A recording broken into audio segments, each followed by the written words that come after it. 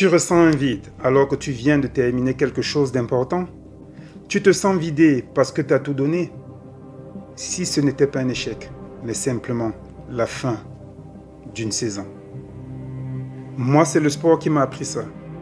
Pas la compétition, pas les trophées, mais ce qui se passe après. Parce que dans le sport, il y a une chose qui s'impose à nous, la fin de saison. Ce moment où tout s'arrête, où on souffle, où on fait le point, où on se repose et parfois on prépare la suite. Et parfois on prépare la suite dans l'incertitude. Et tu sais quoi? Cette pause-là, on devrait tous l'appliquer à nos vies. Pas besoin d'être un athlète pour vivre des saisons. On en traverse tous et toutes. Dans le travail, dans nos relations, dans les projets, dans les transitions. Et pourtant, on ne s'autorise jamais la fin. On force, on enchaîne, on n'écoute pas le vide, on ignore la fatigue, jusqu'au jour où le corps dit stop. C'est souvent après avoir réussi qu'on se sent le plus perdu. Et ça, on en parle très peu. Tu termines un contrat, tu décroches un diplôme, tu finalises un projet, tu vis une séparation. Et là où tu pensais ressentir du soulagement, de la fierté, tu ressens du vide. Comme si quelque chose s'était arrêté sans que tu sois vraiment prêt ou prête. Ce moment-là, c'est la fin d'une saison. Le problème, c'est qu'on l'ignore. On saute directement à la suite, démarre sans avoir digéré et on s'épuise. Alors qu'en réalité, cette phase est essentielle et elle peut devenir un tremplin. Et pourquoi ce moment est clé? Dans la nature, il y a 4 saisons et chacune est nécessaire. Pourtant, dans nos vies, on essaie de rester bloqué en un mode été éternel. Productivité, performance, énergie, rire, succès. Mais si tu ne vis pas ton hiver, tu t'interdis ton printemps. La fin de saison, c'est ça. C'est un temps de silence, de recul, de recharge, de recentrage. C'est là que tu te reconnectes avec ce que tu veux vraiment. Alors, je partage avec vous ici 3 étapes pour traverser cette fin de saison.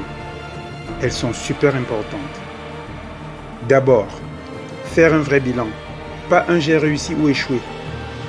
Mais qu'est-ce que j'ai appris? Qu'est-ce que je veux garder? Qu'est-ce que je suis prêt à laisser partir? Ce bilan n'est pas optionnel. Il est libérateur. En 2, accepter de s'arrêter. Oui, tu as le droit d'être fatigué. Tu as le droit de ne pas avoir tout de suite un prochain objectif. C'est même sain. Les athlètes récupèrent, les artistes disparaissent parfois des mois. Les arbres perdent leurs feuilles. Alors, pourquoi tu devrais être disponible tous les jours, productif, tous les jours, motivé 365 jours par an? Ton énergie est cyclique. Et ça, c'est pas une faiblesse, c'est une force.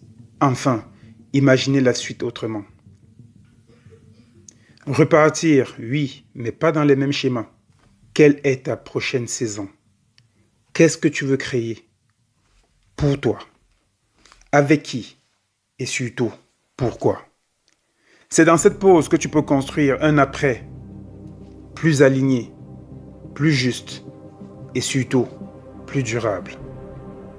Quand on ne sait plus trop, quand on sent que quelque chose se termine, mais qu'on ne sait pas encore ce qui commence. Ce que tu vis, ce n'est pas une panne, c'est un passage. La fin d'une saison, ce n'est pas la fin, c'est le moment de vérité. Celui où tu décides. Est-ce que je redémarre comme avant? Ou est-ce que je choisis un nouveau schéma? C'est pas un luxe, c'est une nécessité. Si ce que j'ai partagé t'a parlé, écris-moi juste un mot. Saison.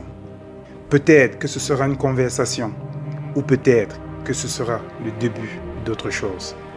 Parfois, la prochaine saison commence comme ça, avec une parole, une pause. Surtout, un choix. À bientôt, champion.